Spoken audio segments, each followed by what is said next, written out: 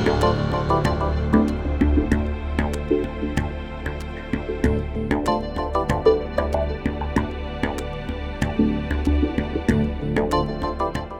for the invitation to come along today. When we were working through what I was going to deliver today with Rob O'Connor, Rob says, be positive. So I thought, well, all right, I've done some figures and it's maybe a little bit difficult to be positive, but I thought, well, how can I approach this? So if you can see in the background of my title slide, that is the blueprints for Noah's Ark.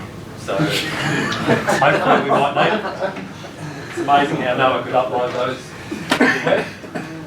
And the other little bit, the title banner, that's sort of meant to be blue and white, so they're apparently the lucky colours for the 2020 if you're Chinese, but it hasn't worked out that way so far. So, moving right along.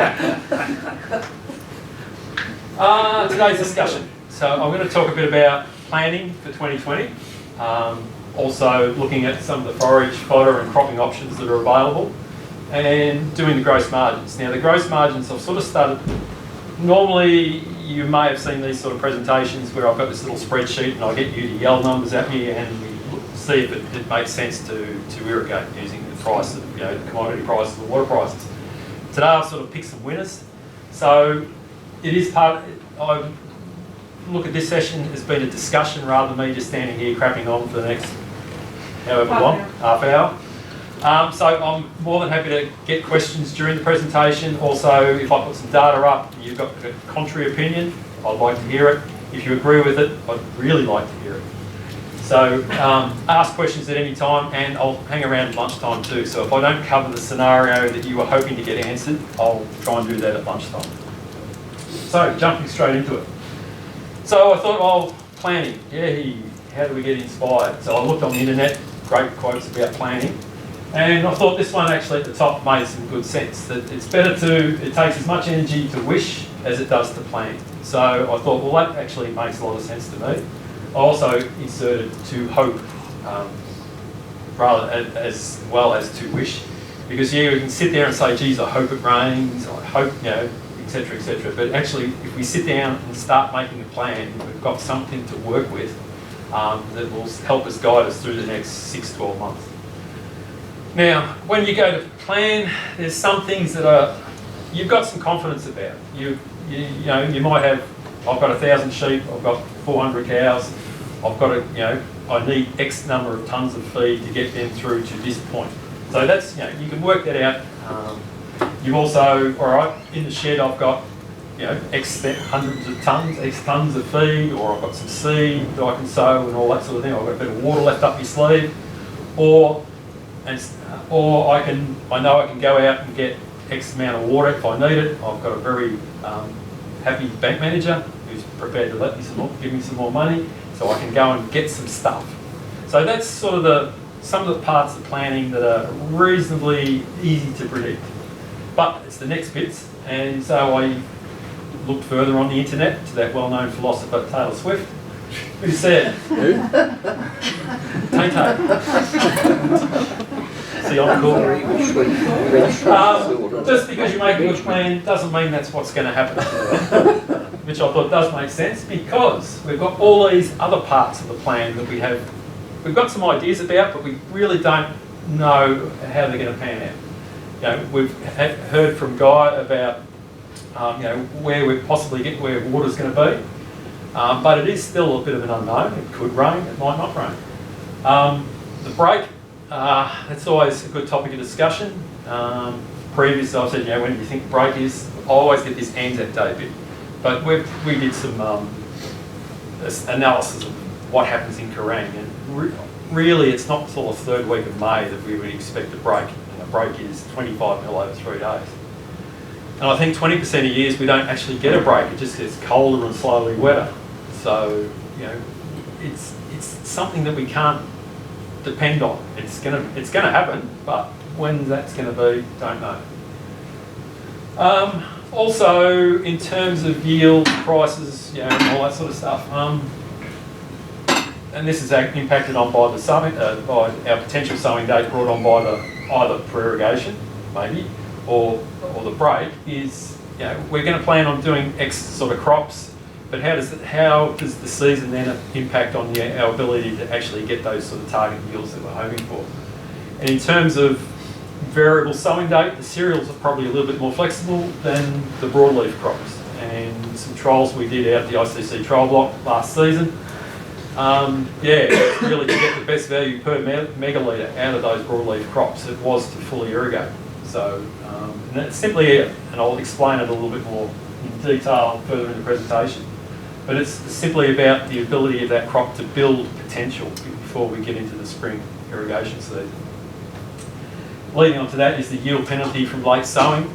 It's nominally about 6% per week for the cereals post about mid-May, and it's about 8% for canola.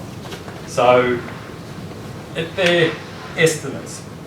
Once again, we don't know exactly when they're going to go in, but we also don't know what sort of spring we have. So if we have a really soft spring with good rainfall, the cereals in particular can sort of make up for that late start, and everything will be normal. But if we get late start, poor spring, then we're really behind the eight ball. And commodity prices in spring. I asked Colin about his predictions, and he gave me some figures, but when we get to favour beans, no one's going to make a prediction. And initially when we were going to do these, I was talking to Colin about what data am I going to present, and I'm thinking, I was almost at the stage when it's pointless putting up gross margins for spring, because every year they don't turn out how we do it. But obviously we've got to have a starting point, so I'll have a go at putting those together. Rightio. So I've gone and made some assumptions about what you want to hear today. So if you don't want to hear this, so just do this and I'll speed up and keep moving along. But we're in what is old is new again. I think we were in this situation about 2008, 2010. So when in my role with DPI in the cropping team, we did a series of workshops over those years with the dairy team to talk about some of the cereal options that are available, particularly if you're a dairy farmer was the target. But so basically an alternative to pasture, and making some best production out of it if you're growing a crop. Maybe we can sneak a bit of livestock production out of it as well. So one of the first things we were always asking was, well, when do you want that feed? Because you've got to plan ahead. You don't sow it and tomorrow you can graze it. It does take that 6 to 8 weeks from planting to being able to eat that feed. And there's another big proviso there, and I'll explain a little bit later. First key characteristic was to know what your variety that you were intending to plant had in terms of growth and development. Most of you are familiar with the term sort of dual purpose crops. Yes, no? Yeah. Yep, so do you want me to explain it or just a quick refresher? Quick refresher? So really in a way, all crops are grazable. It's just that opportunity changes with the different crop types. So when the dual ones, another alternative way to describe them is winter crops with winter habit. So it's a system that variety can detect when it's where it is in the growing season. And the way it works is, and plants are reasonably intelligent, they know what they want to do. Their number one aim in life is to reproduce, to produce grain. So these winter types, they require a certain amount of cold to turn them from growing leaf to then sending up a stem and growing grain. So the way they do that is, they just simply monitor how much cold they're getting. So you can plant them way back here, possibly the 1st of March or so, for the true winter weeks. And then they sit there and just go vegetative. We get into winter, it starts to get cold. They start monitoring how much cold they're getting. And then at some point, they'll say, rightio, I've had enough cold. That means, geez, we must be getting into spring. Therefore, I'll turn reproductive and I'll start throwing up a stem. So some of those offer us the opportunity to sort of graze for a considerable amount of that winter period. So these things may not become ungrazable if you want to protect the head. We may be sneaking into September. Whereas you take a spring wheat, a normal wheat from say out in Mallee or barley or whatever, they don't have that requirement for that cold. So they simply develop as based on temperature. So the warmer it is, the faster they grow. Now, most of them are, the maturity is designed around, sort of May sowing. It's warm, they grow, gets winter, they slow down, and then once they go into spring, they speed up, do their thing, flower, set grain, harvest them. But what upsets that system is if you then decide, no, I'm going to sow them back in April, nice and warm, suddenly instead of being warm for say 3 weeks, it's now warm for 7, 8 weeks. So they simply, beauty, away we go.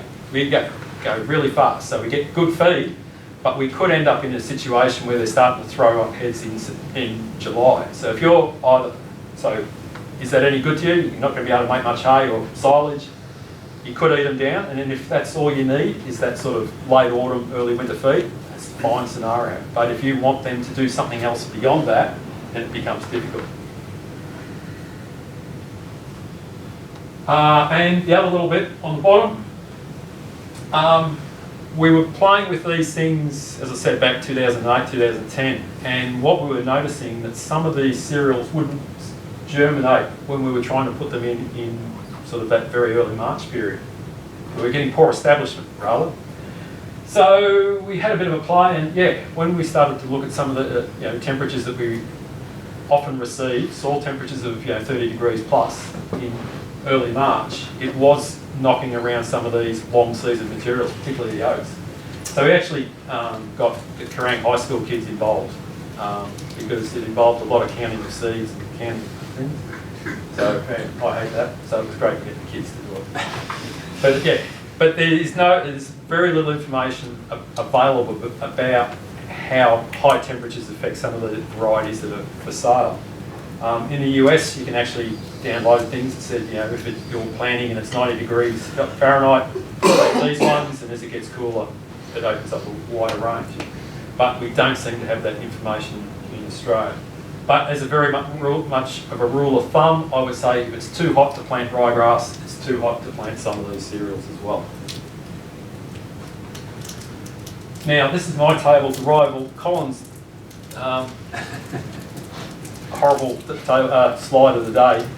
But don't concentrate on a lot of these figures. I'll just sort of highlight what I'm trying to get out of this table. So this is a trial we did in 2008.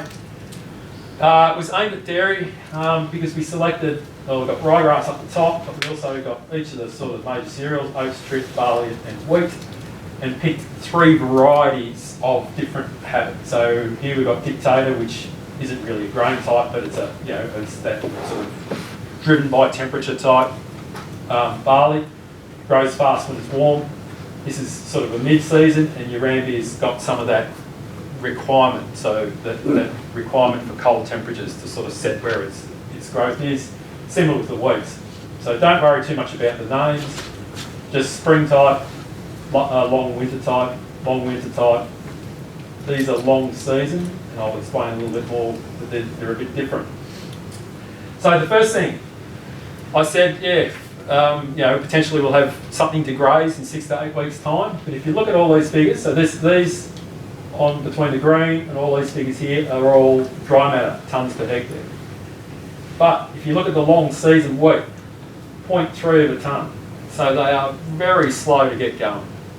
So compared to Dictator, which is probably the fastest at 1.4, but there's quite a few here that aren't too far behind it. But these things really, really take a while to go. So in this case, particularly with Dictator, we've got a crop up probably about that high, bolting along, whereas the long season wheat is just sitting there, it looks like a wall. So keep that in mind. Other thing is going up to head, and most of these things, if you cut the head off, that's probably the end of their production. So if you graze them too late without knowing what growth stage they're at, there is a danger that you will just, production will effectively cease. Now, so this is a case of do as I say, not as I do. We're only up to June 24th. These are marketed as long season, but they're not controlled by the cold. They just simply take longer to develop. So in this situation, these have I've gone out and had a look at the trial. Yep, it's worth another graze, the mower. Sent the boys out to do it. Gone out to have a look afterwards, and Now,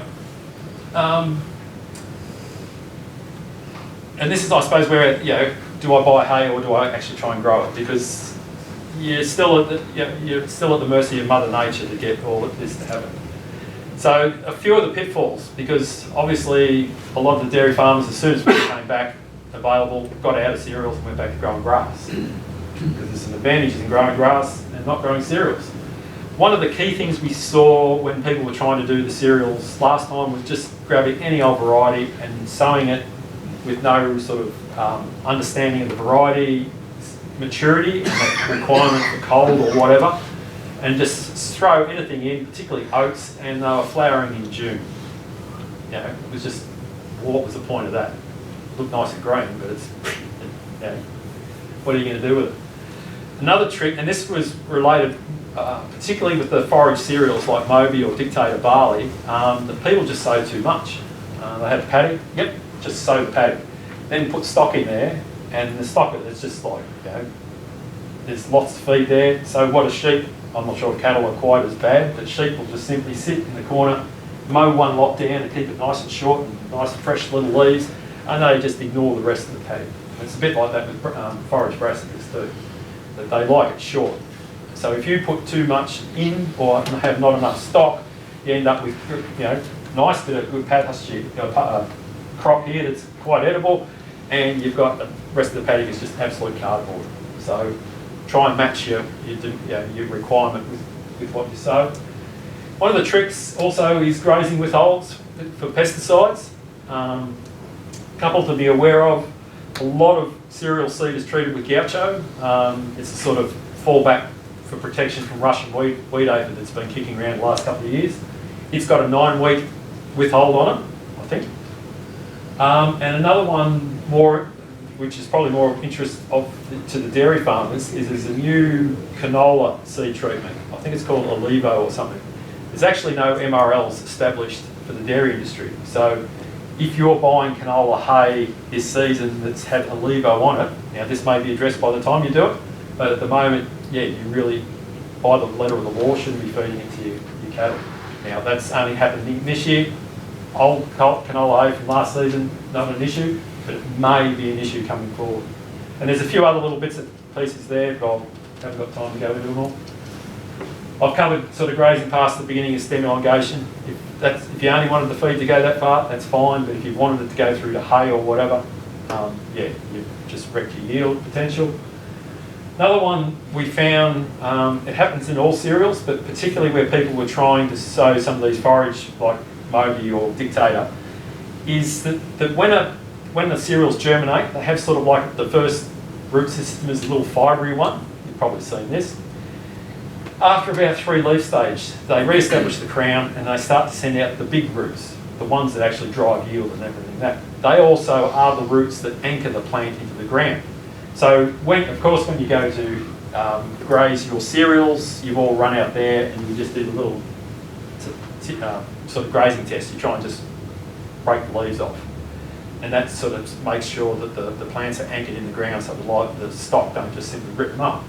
But what happens sometimes, that if the cereals germinate and then we go into a dry period, the plant won't bother putting out those new roots because there's no moisture to get, so why am I going to waste energy putting in the new roots? So we end up with crops that, and this was particularly bad, saw a paddock over at Nullarbor, where we've got Dictator barley up about a bit over a foot high, and the bloke couldn't put sheep in there simply because it went dry, so the plants never developed that secondary root system, so they didn't anchor in the ground. And at the end he had to put them in because he just run out of feed, and we probably lost a third of the plants. So that's something that can happen. I won't worry about too much. If you put sheep in a long time on wedge-tail wheat, you can run into some calcium issues. If you're using winter canola as a forage crop, some people have made a comment that the lambs stink when they come out, they smell. There seems to be no bioresistance to them, but if we get more and more sheep being done that way, then there may be an issue. One of the key things, if you're growing hay, any grazing during the season will reduce your hay yields.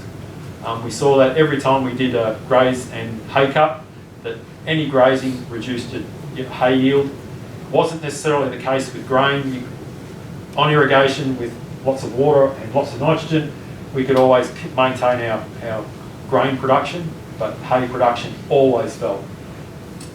And another thing that we got a lot of feedback from the dairy industry was, okay, these cereals are great, I've got the grazing out of them through the winter period, but then what do I do with them? I've ended up with, 8 tonne of hay of 8 megajoules and 8% protein, so it's pretty useless to me.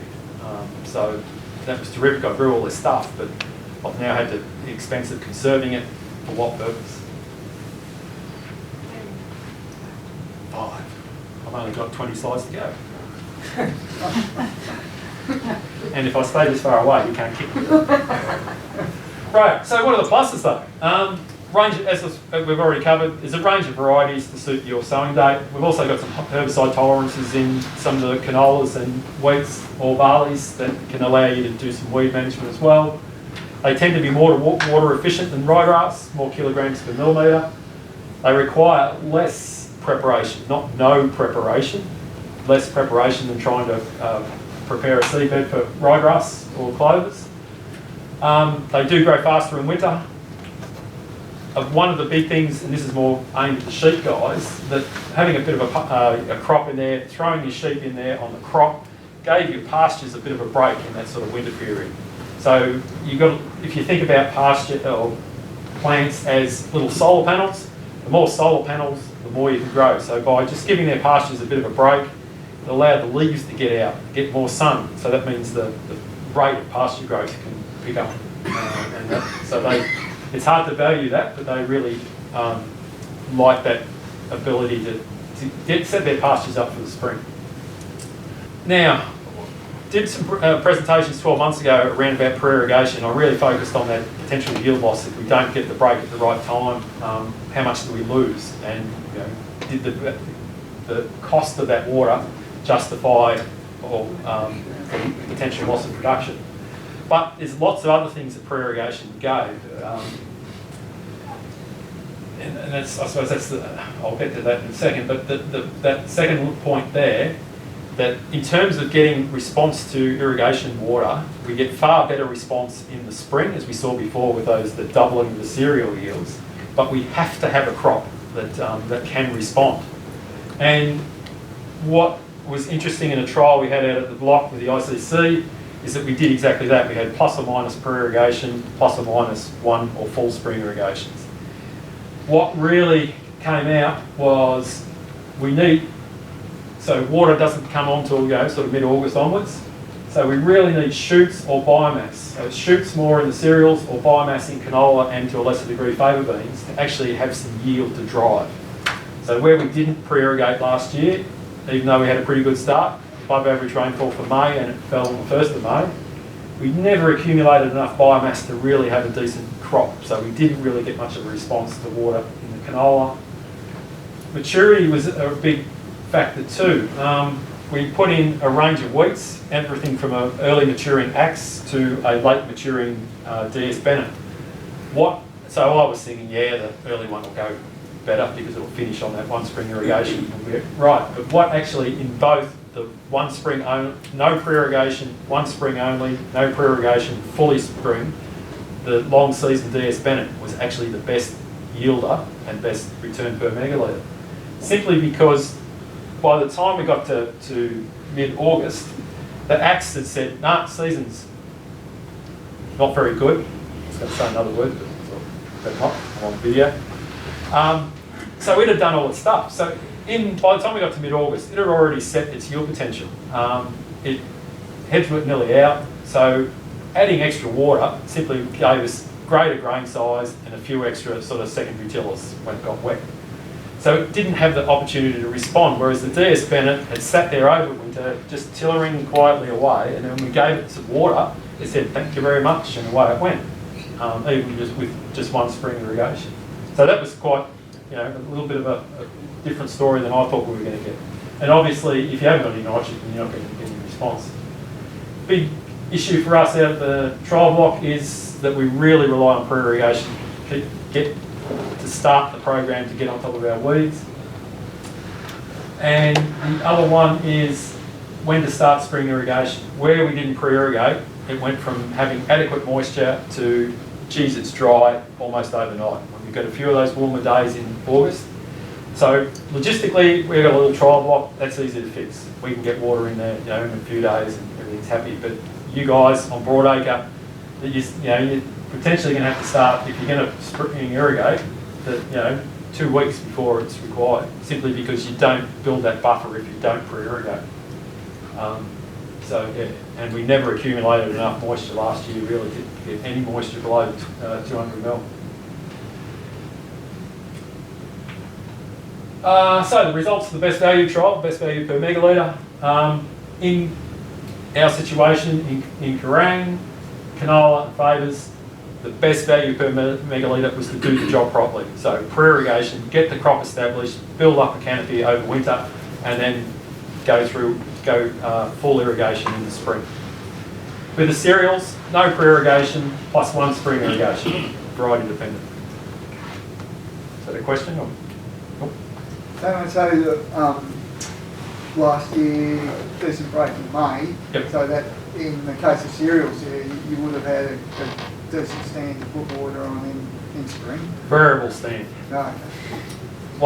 Even with 20 mil over the first 2 days, we still didn't get the good germination establishment that we got with the pre-irrigation. And we didn't get the biomass even in the cereals. At one stage I did a cut towards the end of June. We had 1.2 tonnes of barley and 800 kilos of wheat dry matter in the pre-irrigated stuff. We had 200 kilos or less in the not pre-irrigated stuff. So they were well behind. Yeah. But soil type might make yes. a lot of difference. Yep.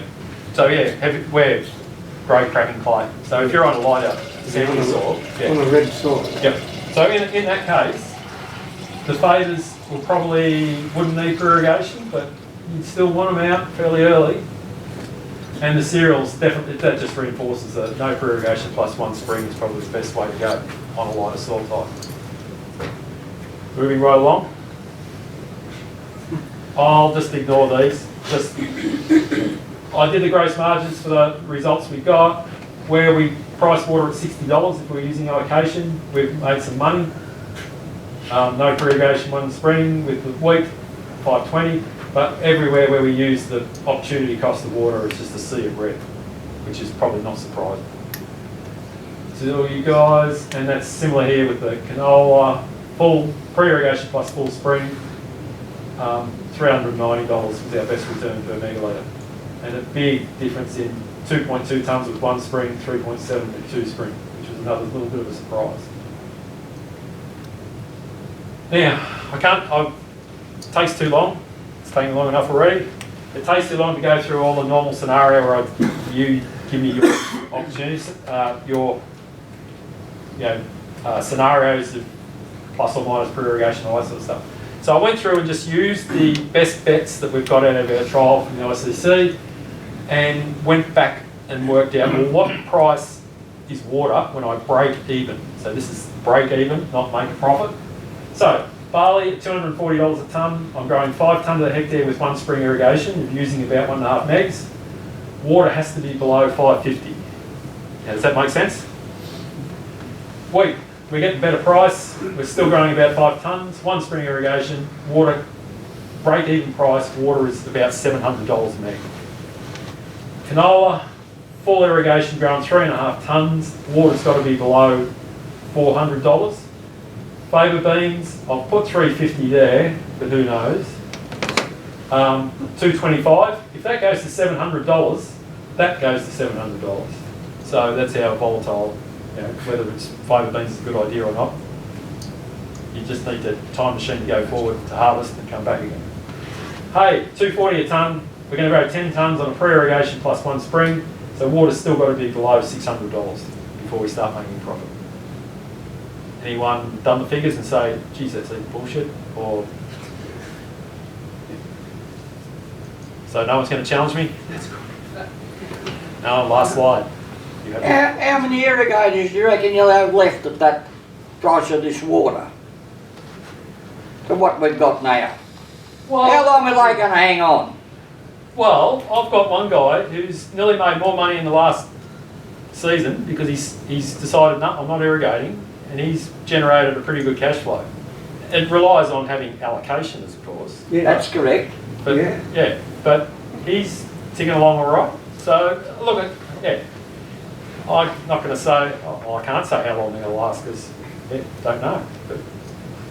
But there, I suppose in some way, and this was my ex-boss in DPI always said, the cropping industry is crucial to irrigation because the cropping guys are the blokes who can go in and out of using it. Yeah. And that there's a valuable resource for, at that stage, dairy, but other crops, I won't mention the A word. But yeah, you are a very, very valuable source to them. And even in a good year, it's struggling to make the money per megalitre of what is being offered by the market. But I mean, that's a very economic-based argument. It's not, your philosophy, I'm an irrigator, I want to irrigate. But this is what the reality we're in. So, I'll just go through them. So, in summation, make sure you plan, have real expectations about yields, commodity prices, the break. Do the maths and my little spreadsheet if you haven't already got it. I'm happy to give it away to actually go and do your own figures. And pray, dance, play that guy in the Wimmera to make it rain. Questions? I saw you skipped over the slices, you ran out of time on the dryland options. Yeah, dryland options is basically the same, except it's setting them. I was setting these up as more if you're an irrigator, and your experience tells you how much you're potentially going to grow. Whereas if you go to dryland, it's really based on about expected rainfall, and we can make some predictions. So I did for Rochester, but if you look at Kerrang, it's about 2.1 for wheat, dryland wheat, and about 2.4 for dryland barley, minus what soil type you're on, because the heavy clay soil just suck it up, especially if we get 232 mils in 5 mil increments versus 232 mil in good 10 rows. in 5 big dollops favouring spring. So that's what those are about. Damian, does the organic matter in clay soils make much difference to Water holding capacity? What you can get out of them?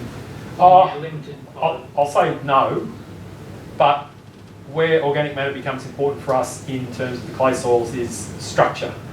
So obviously, if we have a 2%, the Peter Fisher from DPI, AgVic in Tatura said we should be targeting 2% organic carbon on our clay soils to maintain our structure. So if we have good structured clay soils, yes, we get better infiltration, we get better root penetration, but it's not going to affect our soil moisture holding capacity that much. So, yeah. So when they get these heavy, quick summer rains in a good organic matter ground, you may get it down quicker rather than sitting on the top and being evaporated off. So Not necessarily, because if our grey clay soils are dry, I'm going to stick with grey because I can't go through every scenario, they can absorb a phenomenal amount of water very quickly, which we do when we flood. So it's over 100 mils per hour. So they've got good capacity. It's when they're wet, it's when they come unstuck and they all think. And cracking, if we get moisture in and the cracks open with moisture. and it just cracks just as much when it's organic matter's high? Yep. It's the nature of the clays rather than organic matter. When we're talking 2%, we're talking about of the soil. What impact does gypsum addition have to the grey cracking soils? Same as organic matter. It's effectively another way of improving structure, but it still won't. We can't afford to put on a rate that will change the inherent nature of the clay too much. But all right. The cracking in some ways is fantastic. It rebuilds it resets our soil structure each year. So we go and irrigate it, put tractors over it, start squashing it and all that. But when it dries out, cracks, it sort of resets it to it for a fair degree. So cracks are good, except when you irrigate. Except when the lambs fall down. Or you lose your pegs down the cracks. You lose your golf ball and Yeah. slip it down the crack. Thank you so much, Damian, for your presentation.